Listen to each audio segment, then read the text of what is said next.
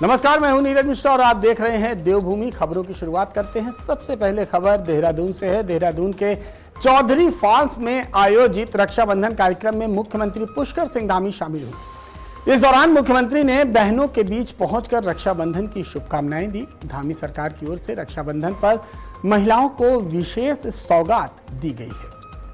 प्रदेश में महिलाएं 2 दिन रोडवेज में निःशुल्क यात्रा कर सकेंगी। मुख्यमंत्री ने कहा कि सरकार मातृशक्ति के सम्मान, सुरक्षा और कल्याण के लिए लगातार काम कर रही है। कार्यक्रम के दौरान बड़ी संख्या में महिलाएं भी मौजूद हैं।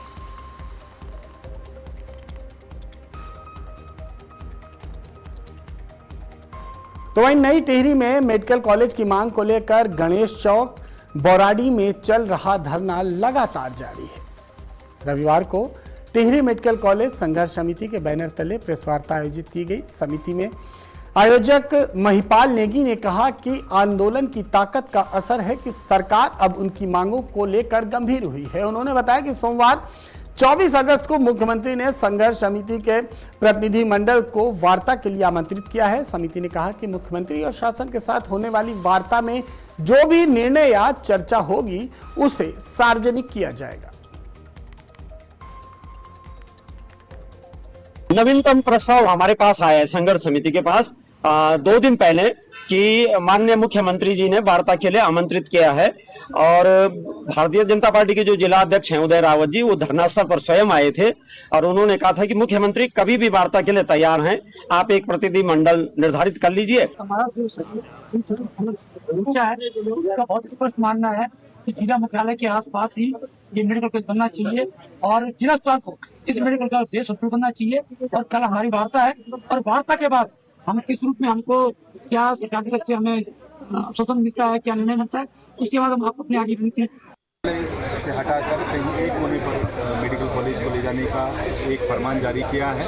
उसके विरोध में जो संयुक्त तो वहीं अल्मोड़ा के जोगेश्वर विधानसभा के जैती बाजार में बढ़ती महंगाई के विरोध में कांग्रेस कार्यकर्ताओं ने केंद्र और राज्य सरकार के खिलाफ प्रदर्शन किया। पूर्व विधानसभा अध्यक्ष गोविंद सिंह कुंजवाल के नेतृत्व में कांग्रेसियों ने सरकार का पुतला फूंका और जमकर नारेबाजी की। कांग्रेस नेताओं ने कहा कि खाद्य पदार्थों और रोजमर्रा की जरूरतों की बढ़ती कीमतों से गरीब और मध्यम वर्ग पर आर्थिक बोझ बढ़ रहा है। कुंजवाल ने सरकार पर जनता की समस्याओं की अनदेखी का आरोप लगाते हुए कहा कि महंगाई पर प्रभावी नियंत्रण करना चाहिए। प्रदर्शन में ब्लॉक अध्यक्ष नाथ सिंह घानन समेत बड़ी संख्या में कांग्रेस कार्यकर्ता मौजूद रहे। भारतीय जनता पार्टी की सरकार में जो अव्यवस्था हो रही है, महंगाई आसमान पर है, युवा जंतर मंतर पर दूसरी जगहों पर प्रदर्शन कर रहा है अपनी रोजगार के लिए, पेपर लीक अलग हो रहे हैं, उन तमाम कमियों को लेकर के आज जैती ब्लॉक कांग्रेस कमेटी के नेतृत्व में ये पुतला दहन का कार्यक्रम हो रहा है। भारतीय जनता पार्टी को सचेत होना चाहिए कि क्या हालत इस उत्तराखंड की हो गई है। न कहीं पर रोजगार है, न विभागों में ठीक से बजट आ रहा है। तो वहीं देहरादून में इलेक्ट्रॉनिक वाहन चार्जिंग इंफ्रास्ट्रक्चर के मामले में उत्तराखंड हिमालयी राज्यों में नंबर 1 बनकर उभरा है। परिवहन मंत्री प्रदीप बत्रा के मुताबिक प्रदेश में पिछले 5 वर्षों में 221 ईवी चार्जिंग स्टेशन स्थापित किए गए हैं, जिसमें से 84 फास्ट और 137 स्लो चार्जर शामिल हैं। उत्तराखंड में पंजीकृत इलेक्ट्रॉनिक वाहनों की संख्या भी बढ़कर 1.4 लाख हो गई है। सरकार अब 4 धाम यात्रा और प्रमुख पर्यटन मार्गों पर फास्ट चार्जिंग नेटवर्क को मजबूत करने की तैयारी में है। साथ ही सार्वजनिक परिवहन को भी चरणबद्ध तरीके से इलेक्ट्रॉनिक करने की योजना है। आप सबको मेरा नमस्कार। आपको ये जानकर हर्ष होगा कि हिमालयी राज्यों में हमारा उत्तराखंड प्रथम पंक्ति में आया है कि उत्तराखंड में सबसे ज्यादा चार्जिंग स्टेशन लगे हैं।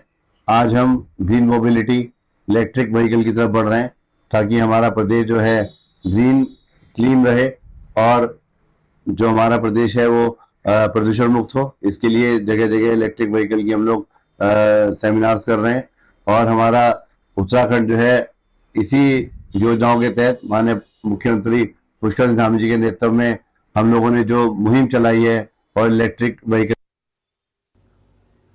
खबर हरिद्वार से है, जहां सावन के आखिरी सोमवार पर भगवान शिव की ससुराल कनखल स्थित दक्षेश्वर महादेव मंदिर में श्रद्धालुओं की भारी भीड़ देखने को मिली। तड़के ही शिव भक्त मंदिर पहुंचकर भोलेनाथ का जलाभिषेक और पूजन करते हुए नजर आए। भक्तों ने गंगा जल, दूध, दही, शहद और मिष्ठान से पूजन सामग्री से भगवान शिव का जलाभिषेक किया। पौराणिक मान्यता है कि सावन में भगवान शिव कनखल में दक्षेश्वर महादेव के रूप में विराजते हैं। श्रावणी पर्व यानी कि 28 अगस्त को भगवान शिव के कैलाश प्रस्थान की मान्यता है। श्रावण मास का अंतिम सोमवार है। दक्षेश्वर महादेव मंदिर भगवान शंकर जी की ससुराल है, दक्ष नगरी जिसको कहा जाता है। तीर्थों में जो है हरिद्वार तीर्थ के अंदर एक कनखल तीर्थ है। हरिद्वारे कुशावर्ते विल्लोके निरवर्ते स्नानत्वा कनखले तीर्थे पुनर्जन्म न विद्यते, ऐसा जो है हमारे शास्त्रों में कहा गया है। तो ओम नमः शंभुवाय च मयो भवाय च नमः शंकराय च महेश्वराय च नमः शिवाय शिवतराय च ओम त्र्यंबकं ददामहे सुगंधिं पुष्टिवर्धनम् उर्वारुक्मे बंधनान् मृत्युर्मुक्षीमामृतात्। श्री राम जय राम जय जय राम जय राम श्री राम जय जय राम। खबर देहरादून से है। देहरादून में ट्रैफिक नियमों का पालन कराने के लिए पुलिस का चेकिंग अभियान लगातार जारी है। रविवार को परेड ग्राउंड और गांधी पार्क के बीच कनक चौक पर सब इंस्पेक्टर चौधरी योगेंद्र सिंह के नेतृत्व में सघन चेकिंग अभियान चलाया गया। कनक चौक से लेकर लैंड डॉन तक चौक की ओर वन वे में प्रवेश करने वाले वाहनों का चालान किया गया। इसके अलावा बिना हेलमेट और बिना लाइसेंस के वाहन चलाने वालों के ऊपर भी कार्रवाई की गई। नियमों का पालन करने की सभी से अपील की गई। वहीं कुछ वाहन चालकों ने सभी के खिलाफ समान कार्रवाई की भी मांग उठाई है।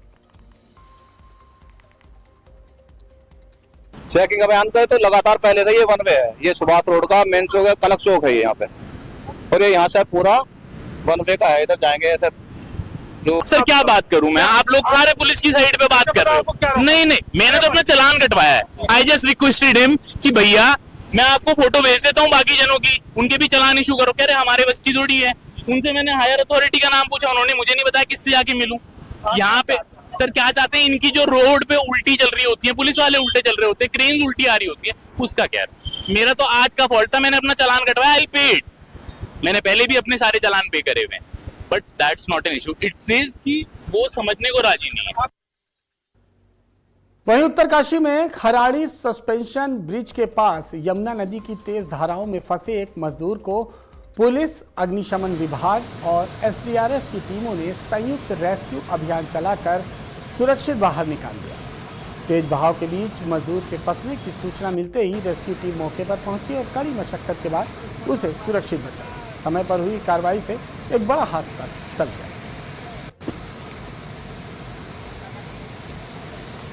तो वहीं देहरादून में मुख्यमंत्री पुष्कर सिंह धामी ने सीएम रेजिडेंस ऑडिटोरियम में उत्तराखंड में प्रस्तावित रोपवे परियोजनाओं को लेकर समीक्षा बैठक की। बैठक में मुख्यमंत्री ने विभिन्न रोपवे परियोजनाओं की वर्तमान स्थिति का आकलन किया और अधिकारियों से प्रगति की जानकारी ली।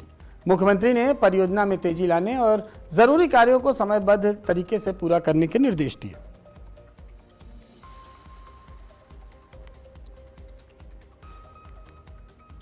खबर टिहरी गढ़वाल से है। यहां पर जिला विधिक सेवा प्राधिकरण की ओर से स्थायी लोक अदालत से संबंधित अधिकार मित्रों के प्रशिक्षण शिविर का आयोजन किया गया।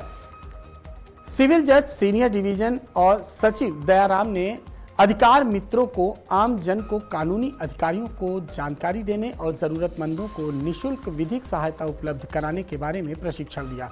साथ ही स्थायी लोक अदालत की कार्यप्रणाली और उपयोगिता की जानकारी दी गई। अधिकार मित्रों से अपने क्षेत्रों में लोगों को जागरूक कर न्याय की प्रक्रिया से जोड़ने की भी अपील की गई।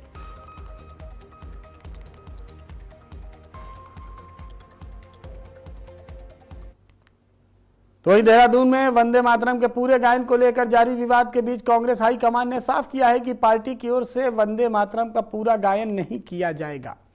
उत्तराखंड कांग्रेस ने भी केंद्रीय नेतृत्व के फैसले का समर्थन किया है। पूर्व कैबिनेट मंत्री हरक सिंह रावत ने कहा है कि कांग्रेस संविधान को मानने वाली पार्टी है और उसी के अनुसार अपने फैसले लेगी। उन्होंने भाजपा पर निशाना साधते हुए कहा कि कांग्रेस किसी के कहने पर नहीं बल्कि संविधान के अनुरूप काम करती है। हम क्यों तुम्हारे बंदे, तुम कुछ भी बोलते रहो, नहीं तुम्हारे, हम तुम्हारे क्या वो है टट्टू है कि जो तुम बोलोगे हम वही करेंगे। जो हम कह रहे हैं वो करो। जो हम तो डॉक्टर अंबेडकर ने जो बोला है वो हम उस रास्ते चल रहे हैं। डॉक्टर अंबेडकर ने जो बोला है हम उस रास्ते चल रहे हैं। इस बार आप कहते भाजपा के लोग हम डॉक्टर अंबेडकर के संविधान को नहीं मानते। कह दे ना भाजपा, कह के देखे भाजपा, हम अंबेडकर के संविधान को नहीं मानते, हम अंबेडकर के जनगण मन को नहीं मानते, हम अंबेडकर के वंदे मातरम को नहीं मानते। देहरादून विकास नगर से उत्तरकाशी पुरोला मार्ग पर चलने वाली बसों की फिटनेस को लेकर परिवहन विभाग ने सख्ती दिखाई है। आरटीओ प्रशासन संदीप सैनी ने स्पष्ट किया है कि 15 साल पुरानी बसों पर रोक का कोई शासनादेश जारी नहीं हुआ है। यात्रियों की सुरक्षा को देखते हुए एआरटीओ ने देहरादून और विकास नगर को एक सप्ताह में करीब 32 बसों की तकनीकी फिटनेस जांच कर रिपोर्ट देने के निर्देश दिए हैं। जांच के बाद ही पर्वतीय मार्ग पर बसों के संचालन का फैसला होगा। वहीं पुरानी सिटी बसों की भी फिटनेस जांच की जाएगी।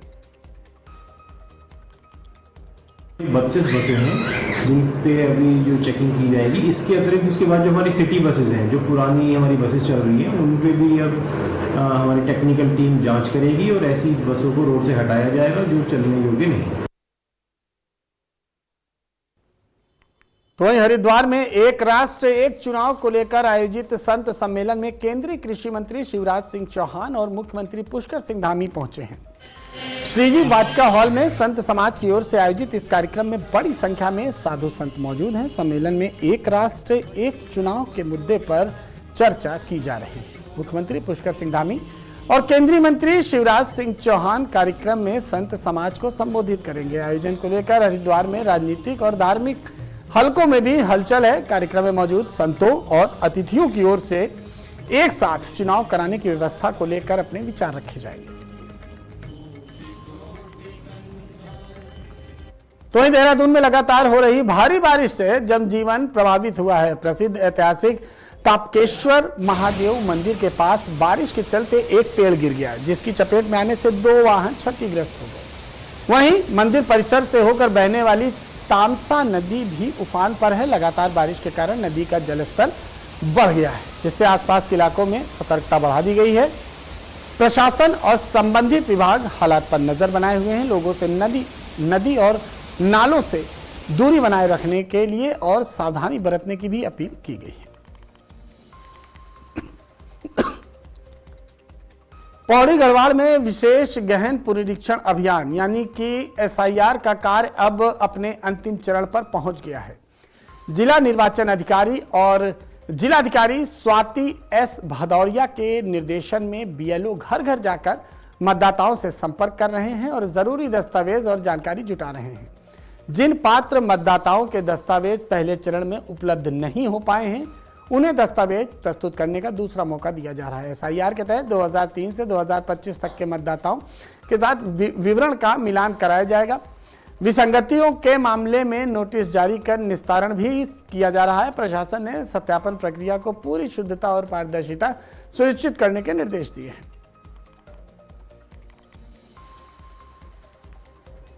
इसमें एसआईआर का काम हम लोग लगातार इसकी समीक्षा भी कर रहे हैं, पॉलिटिकल पार्टीज के साथ बैठक भी कर रहे हैं और इसमें अभी हमारी काफ़ी हियरिंग हो भी चुकी है। और जो अगर फर्स्ट फेज में किसी कारणवश नहीं आ पा रहा है या डॉक्यूमेंट नहीं दे पा रहा है तो सेकेंड हियरिंग का भी उनको एक अंतिम मौका भी दिया जा रहा है। तो सभी एसडीएम्स इसमें और सभी हमारे जितने एआरओज हैं वो प्रॉपरली इस चीज़ को कर भी रहे हैं। और साथ में जो नो मैपिंग वाले कुछ केसेस हैं वो हमारे डीओ लॉगिन में भी आते हैं, उसकी भी हम लोग निरंतर समीक्षा कर रहे हैं और यही प्रयास कर रहे हैं कि हमारे जो वोटर्स हैं उनको परेशान अनावश्यक ना होना पड़े और ये प्रक्रिया उनके लिए काफी सरल रहे और बीएलओज उनके अगर कोई किसी कारणवश नहीं आ पा रहा है तो उनके डोर स्टेप से ही डॉक्यूमेंट्स आदि के कलेक्शन के काम भी किए जा रहे हैं।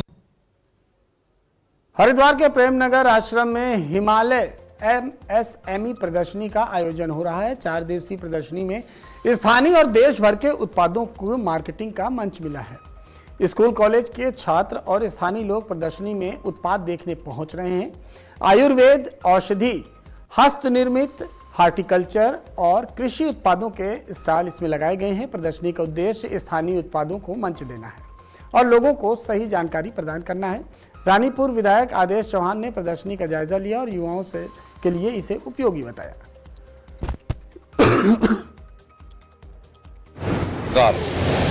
हमारी जिस उद्देश्य को लेकर इस तरह के एक्सपो, इस तरह के एग्जीबिशन लगाने का काम कर रही है, उसके पीछे ध्येय यही है कि जो आने वाली हमारी जनरेशन है, हमारे युवा हैं, हमारे किसान हैं, इन सबको नए आइडियाज़ मिले। किसान को खेती के अंदर वो नए क्या चीज़ें कर सकता है, नवाचार की ओर लोग जाए। और इसकी सार्थकता तभी है कि इस तरह के एग्जीबिशन में, जैसे मैंने देखा कि यहाँ पर एरोमेटिक्स प्लांट्स का बहुत अच्छा काम है, हॉर्टिकल्चर वालों का बहुत अच्छे स्टॉल लगे हैं, एग्रीकल्चर वालों के बहुत अच्छे स्टॉल लगे, आयुर्वेदा के और ऑर्गेनिक फूड्स के। तो ये सब चीज़ें कहीं ना कहीं एक आइडिया लोगों को यहाँ से मिले और वो अपने जीवन में उसको उतारते हुए रोजगार करें, तो ये उसका उद्देश्य है। और मुझे लगता है कि वो उसकी सार्थकता हो रही है। यहाँ पर जिस तरह से स्टूडेंट आ रहे हैं, तो किसी के भी मन में अगर इस तरह का भाव भी ये प्रदर्शनी पैदा करने में सफल हुई तो निश्चित रूप से अच्छी सफलता है। खबर टिहरी गढ़वाल से है। यहां पर कांग्रेस महासचिव राकेश राणा ने सरकारी स्कूल की शिक्षा व्यवस्था पर सवाल उठाए हैं। उन्होंने शिक्षा के गिरते स्तर और बढ़ते बाजारीकरण को छात्रों के मोहभंग की सबसे बड़ी वजह बताया है। राणा ने कहा कि गैर शैक्षणिक कार्यों में शिक्षकों की ड्यूटी से प्रभावित होती है पढ़ाई, और साथ ही उन्होंने मन की बात, परीक्षा पे चर्चा समेत कार्यक्रमों में छात्रों पर दबाव का भी आरोप लगाया। राणा ने शिक्षकों की पर्याप्त नियुक्ति और उन्हें गैर शैक्षणिक कार्यों से मुक्त करने की मांग की है। वहीं उन्होंने कहा है कि शिक्षा का बाजारीकरण रुके और सरकारी स्कूलों को मजबूत करना सरकार की प्राथमिकता होना चाहिए।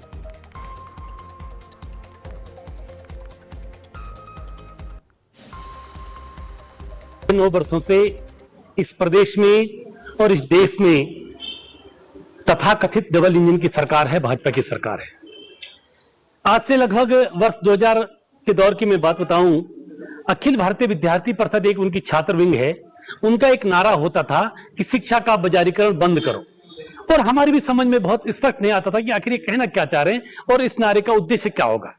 लेकिन आज हमको स्पष्ट पता चल गया है, इस देश के जो गरीब तबके के लोग हैं, जो हैंड टू माउथ वाले जो अभिभावक हैं, जो दिन दिहाड़ी करने वाले जो लोग हैं, आज जब उनके बच्चों से शिक्षा कोसों दूर हो रही है और आज शिक्षा का पूर्ण रूप से बाजारीकरण कर दिया गया है, शिक्षा बड़े घराने के लोग हैं उनके स्तर की जब बना दी गई है, आज पता चला कि ये लोग, इनकी कथनी और करनी में जमीन और आसमान का अंतर है।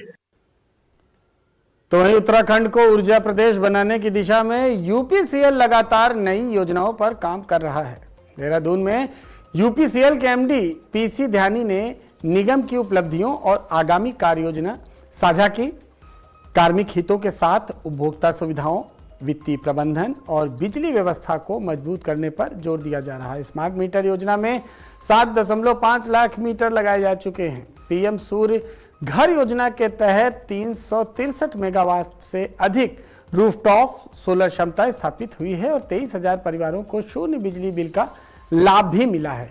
वहीं सर्दियों की बिजली मांग, भूमिगत लाइन, सीमावर्ती क्षेत्रों के विद्युतीकरण और कुंभ 2027 की तैयारियों को प्राथमिकता दी जा रही है। हमने अपने कर्मचारियों के लिए जो है, एक उनकी जो समस्या है, उनको बार बार परेशान न होना पड़े, तो हमने वित्त विधि एचआर आपके द्वारा, तो कोई भी जो हमारे कर्मचारी है उसको यहाँ पर मुख्यालय के चक्कर नहीं काटने पड़ेंगे और समय से उनकी समस्या का निस्तारण होगा। यदि कोई भी कर्मचारी हमारा रिटायर होता है तो 31 तारीख को, जो महीने का लास्ट है, यदि 30 का महीना 30 तारीख को, 31 महीना 31 को, 28 का महीना 28 को, 29 का 29 तारीख को, उसके जो लीव इनकेशमेंट उसके खाते में बैलेंस रह जाते हैं, उसका जो है नकदीकरण का चेक उसके हाथों में मिलेगा। उसका 7 तारीख, नेक्स्ट महीने की 7 तारीख को उसका जीपीएफ का भुगतान उसको मिल जाएगा और 1 महीने के अंदर उसका जो है पेंशन का जो पीओ होता है उसको मिल जाएगा। वहीं टिहरी की सुमन चमोली ने योग को रोजगार का जरिया बनाकर मिसाल पेश की है। राष्ट्रीय ग्रामीण आजीविका मिशन से जुड़े महिला शक्ति समूह ने उन्हें आर्थिक संबल दिया है। 2024 में 1.50 लाख के सीसीएल से उन्होंने योग सेंटर की नींव रखी थी। 2025 में 3 लाख के दूसरे CCL सेंटर का विस्तार किया। MA योग सुमन अब तक 1000 से ज्यादा लोगों को प्रशिक्षण दे चुकी हैं। योग से करीब 30,000 रुपए मासिक कमाने के साथ एक अन्य शिक्षक को भी उन्होंने रोजगार दिया है।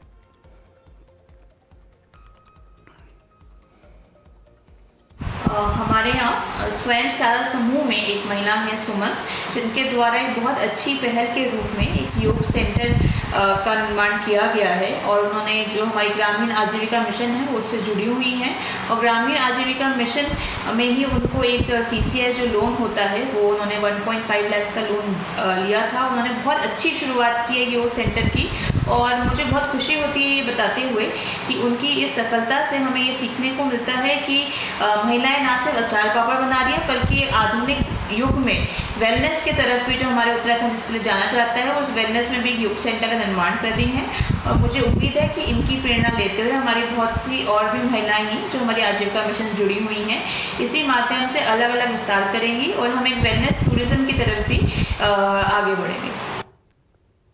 देवभूमि की खबरों में फिलहाल यहीं तक। खबरों का सिलसिला लगातार आज की खबर पर जारी रहेगा। देखते रहिए आज की खबर।